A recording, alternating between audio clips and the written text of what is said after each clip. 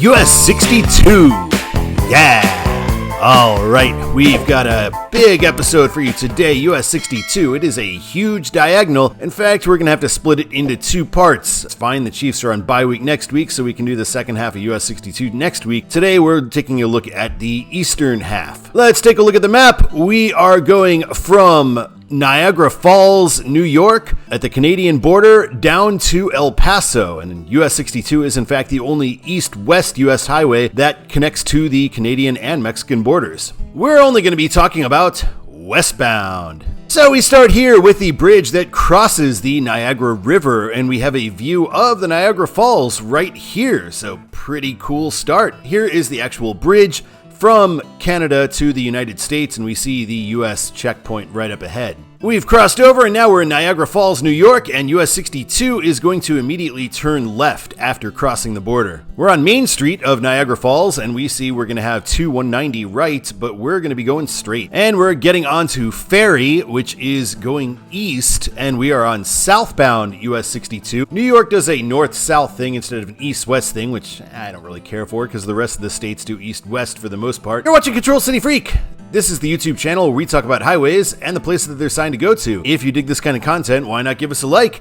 And if you really like it, why not subscribe? Yeah, subscribe. Here's kind of what it looks like as we continue through Niagara Falls, New York. We're on a pair of one-way streets, and right here is where we are going to become a two-way street once again, and both directions are reunited. We're coming to our interchange with 190, and we've got the Comfort Inn right here, and this was requested by New York Rambler because he stayed at this Comfort Inn during his honeymoon when visiting Niagara Falls, and they wouldn't let him cross the border to Canada because of COVID restrictions at the time. Congratulations, and thank you for that request. Still never been to Niagara Falls. Seems like a cool place to check out. New York Rambler requested that on the Patreon, and any Patreon member with a $5 or more membership can get a request per month. Higher memberships get more requests, and I appreciate everybody who does that. You can also make requests the old-fashioned way with a $5 or more super sticker or super thanks on the comments of any video. And to find out what we've got coming up, you can check the post section, or you can check the video descriptions, or if you're a Patreon, then you've got a list of what's coming up there. From 190's perspective, US 62 is Niagara Falls Boulevard, and it is signed for Business District and Airport. We just came from the Business District, so Airport is our first control city. And here is Niagara Falls International Airport. And we can see US 62 kind of does this broad sweep around through the suburbs and over to Buffalo. There are no signs whatsoever with any kind of control city. I suppose Wheatfield could be something. So we're going to skip ahead to Buffalo. As we approach Buffalo, we get 290. I did a video about 290 for a Buffalo Bills episode. You can check that out right over there. And right here is the Buffalo city limit right as we pass the University at Buffalo, one of the campuses. Pass 190 again, but this time we do not have an interchange for it. We don't go by Rich Stadium in this episode, but you would turn left to get there right here at Mile Strip.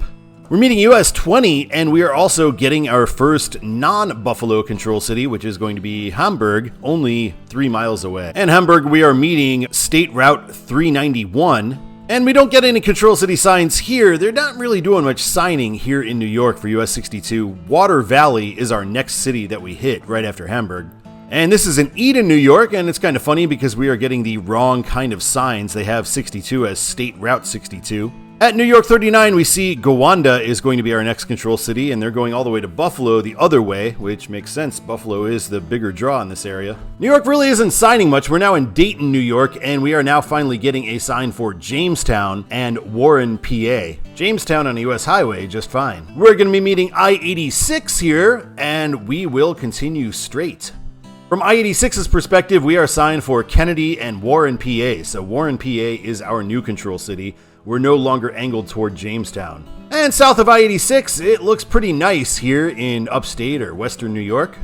And welcome to Pennsylvania. We get to Warren first off, and we see the Allegheny River just to the left of us here. And we are meeting the Great US 6. Did an episode about that. You can check that out right over there. Hey DeRpHog, it's your favorite sign. We are leaving US 6, and US 62 is now signed south for Tidioute and Tionesta. Tidioute and Tionesta have maybe 1,000 people between them, so they're kind of random, weird places to sign. Oil City probably should be our next control city at 49 miles away. A little distant, but no big deal. In Oil City, we are going to be signed for Franklin. And in Franklin, we are meeting US 322, another road that we've taken through Pennsylvania before. You can check that out right over there. Here is downtown Franklin, and this is where we split after our short concurrency with US 322. We see when we split with Pennsylvania 8 that it is signed to I-80, and to Butler, we are signed for Mercer. And near there, we're going to be meeting I-79. In Mercer, we're meeting US 19, the great US 19. We'll do that one day. And we are going to be turning left and headed for Sharon. We're still crawling through Mercer, and we see 2 I-80 straight ahead. I don't think we have an interchange with I-80 ourselves, and we are turning right. And in Sharon, we also make a turn to continue on US 62, turning left. And we see in Pennsylvania, it is South 62. They're doing the north-south thing here. If you were to go straight 2 blocks from that last picture, you would get this Quaker Steak and Lube. And this is the first Quaker Steak and Lube, opened in 1974 in an abandoned gas station. It has some of the best wing flavors around, according to Mark Schieg, who requested showing this one. So thank you for that request. And now we are entering Ohio, and this is kind of a surprisingly built up state line for a rural area. In Ohio, we finally do meet up with I-80. We've had signs for it up until now, and we have this wonderful East 80 New York since we're on the Ohio side, so that is awesome. We can see that US 62 is signed for Hubbard and Sharon, PA. We're near Youngstown right now. And in fact, we are now in Youngstown. Welcome to Youngstown. First time I think we've been within the city limits. We've been around it a lot on this channel. We're meeting US 422 West, and it is signed for Warren. We continue straight.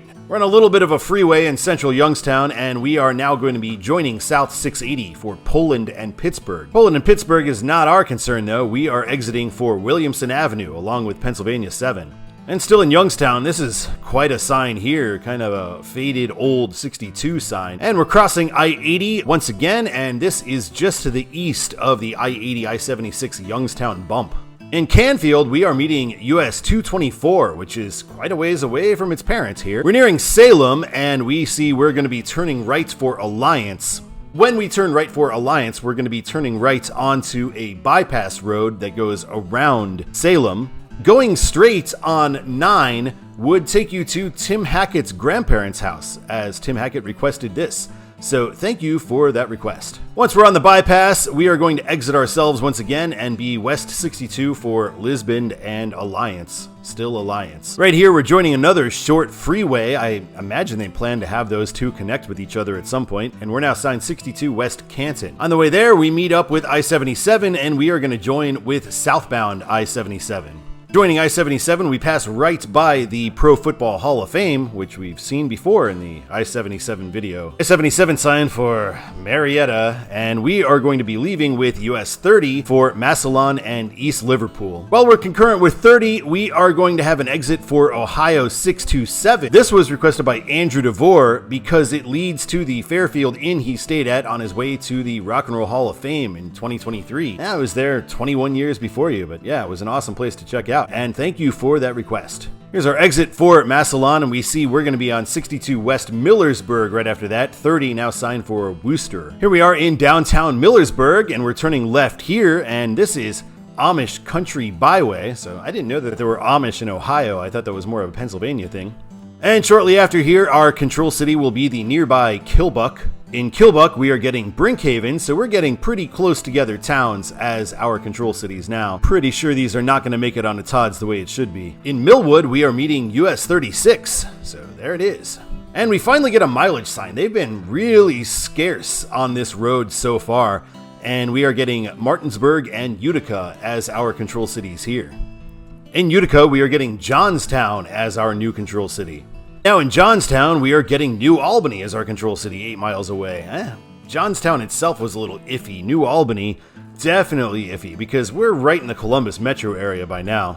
In fact, before getting to New Albany, we are meeting 270 and 670, so we are going to be signed with West 670 for the airport and Columbus. We leave 670 shortly thereafter, and we are now signed for 5th Avenue. We're on a West US 62. Nice that Ohio has switched us to West. Kind of tree-covered road. And right here is where we're going to be joining US 40, although they're not telling us that. But I'm telling you that. And heading into downtown Columbus, 40 and 62 are crossing over US 71. And in downtown Columbus, we are now meeting US 23. I did a recent video about US 23 with kind of a Columbus focus, and you can check that out right over there. You can also see the Ohio State House right here as we are meeting US 23. 62 leaves on its own. We're turning right once again, leaving 23. We cross the bridge and we get a wonderful view of the Columbus skyline right here. We are meeting I-70 right here. And from I-70's perspective, we're getting Central Avenue as our exit with US 40 coming up right after us. And now we're meeting 670, and coming off 670, we see Urban Crest and Grove City, the new control cities we've got. These are very close-in suburbs for Columbus. I feel like we could probably shoot a little bit further. And from 670 itself, we are only getting Grove City, which is the next suburb after Urban Crest. Once we're outside of the Columbus Loop, we are meeting I-71. I-71 signs us for Harrisburg, and Harrisburg is just our next town south of here. Harrisburg's pretty small, but they have got a Tavern 62, so anytime we got a bar or restaurant named after the road we're on, we gotta show it. Skipping ahead to Washington Courthouse, I couldn't find any signs between here and there whatsoever, and in Washington Courthouse we're meeting US 22. And we're going to split with US 22 right here, and you can tell by the quality of the picture that this Google Street View is either from 2007 or 2025, because they're roughly the same. In Washington Courthouse, we also meet US 35, which is signed east-west in Ohio.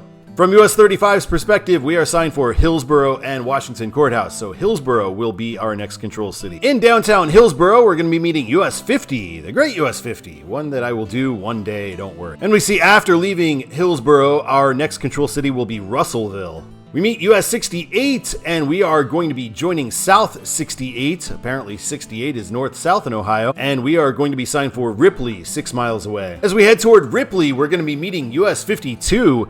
So, man, Ripley, Ohio, I guess is like the nexus of the universe here, where the 52 and 62, two of the best diagonals, cross each other. And just what you would hope for when you have two diagonals of this magnitude crossing each other, a wrong way concurrency. We're getting East 52 and West 62, and a wrong numbered even one for South 68. We got it all right here in Ripley.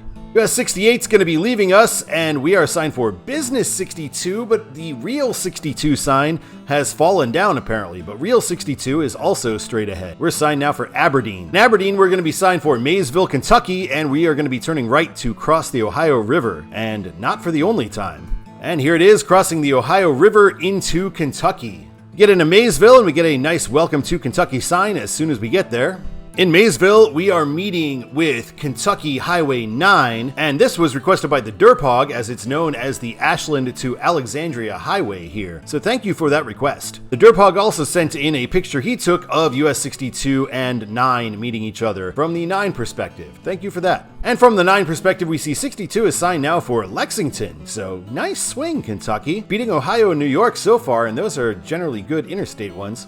Straight ahead will take you back to US 68, so US 62 is going to be signed for Sardis and Mount Olivet. The reason we're not getting Lexington anymore is because Lexington would be signed on 68. 68's a much faster way to Lexington than following 62 would be. And in Cynthiana, we are now getting 62 west for Georgetown, and that's fine, again, because Lexington, Georgetown's a reasonably big town, you go through that first, and we don't actually get to Lexington anyway. We're also meeting US 27 here at this junction. In Georgetown, we meet I-75, so here it is. Further into Georgetown, we are meeting US 460, and here we meet US 25. We are going to be going straight, and now we're signed for Frankfort. And we meet I-64, signed for Frankfort, so we're probably going to get something new. Here's where we meet US 421, and we are going to be concurrent with that for a ways. We split with 421. 421 is going into Frankfort, so they're signed for that. We are getting Midway and Versailles. We're joining our old friend US 60 for the first time here in Versailles, and we see the Woodford Reserve Distillery is to the right. Hey, I'm still open for free Woodford Reserve sent to me for this free shout out for you guys.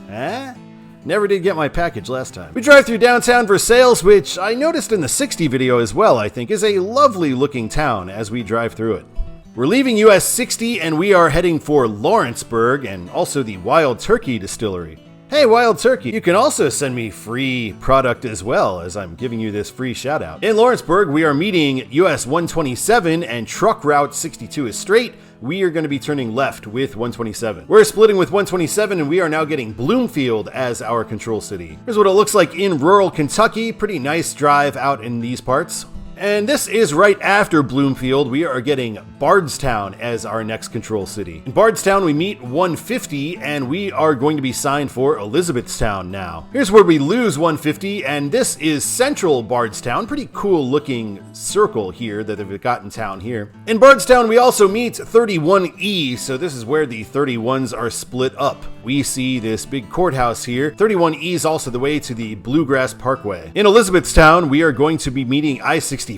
In Elizabethtown, we'll also be meeting 31W, and this was requested by Colin Boyle. He just wanted a shot of Elizabethtown, and this is fairly downtown of Elizabethtown, because he has some friends at Western Kentucky University who live there. So thank you for that request. This is the 31W bypass, and US 62 here is just signed Elizabethtown. Coming out of Elizabethtown, we are going to be signed for Litchfield. And following that, we see Beaver Dam, 38 miles away. Kentucky always takes a long time to go through, very long state. We go right under I-165, but we do not intersect with it. And in Beaver Dam, we are meeting US 231, and we are going to be turning right to continue west on 62. Couldn't find any signs for a while, but this is Central City, and we are going to be signed for Greenville next. After Greenville, we are signed for White Plains, smaller towns now. This is the Western Kentucky Parkway right near I-69, and 62 is signed for Nortonville and Greenville, so Nortonville will be our next control city. In Nortonville, we're meeting US 41, the great US 41. We'll be returning to that soon, and we are signed for Dawson Springs. It was hard to find some signs for a while. We are now in Princeton, which is the next town over. It would be hard to think of what 62's control cities should be in this part,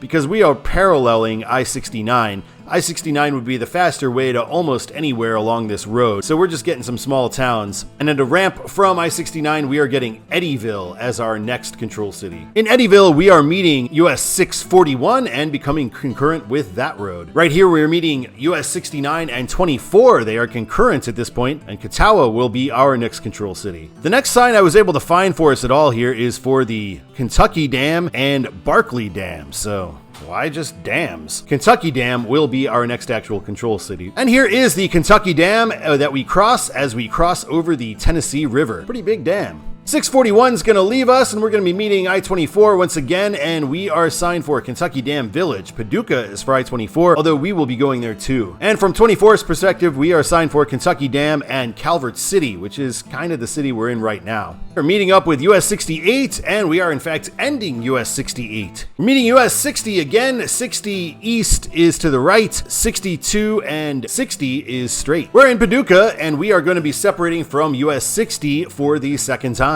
And we're going to be meeting I-24 once again. We're kind of along that path. Right here, we're meeting 286. It is signed for Wycliffe, and we are turning left for Bardwell. And this is kind of a weird one. Let me show you the map on that. You can see 286 goes directly to Wycliffe, and we go the long way around to Bardwell. So why isn't 386 US 62? Why would they not have that? Boss King Inc. agrees here. He also says it's the more direct route, and one of many examples where the main route is the longer route. And he says that they should switch numbers, but they never will. So thank you for that request. In Bardesville, we're meeting US 51, so probably we know where we're going to be heading from there, and we are signed for Wycliffe, heading right. In Wycliffe, we meet US 60 once again, so 60 is going to be concurrent with us for a third time. In Wycliffe, we will cross the Ohio River and head into Cairo, Illinois, which is becoming kind of another Nexus of the Universe thing on this channel, because that's where my first US 60 video ended, and this is where this US 62 video shall end as well. So next week, we will pick up in Cairo and go from Cairo to El Paso. We're not going to do Todd's the way it should be today. I'm going to save that for next week and do the entire route.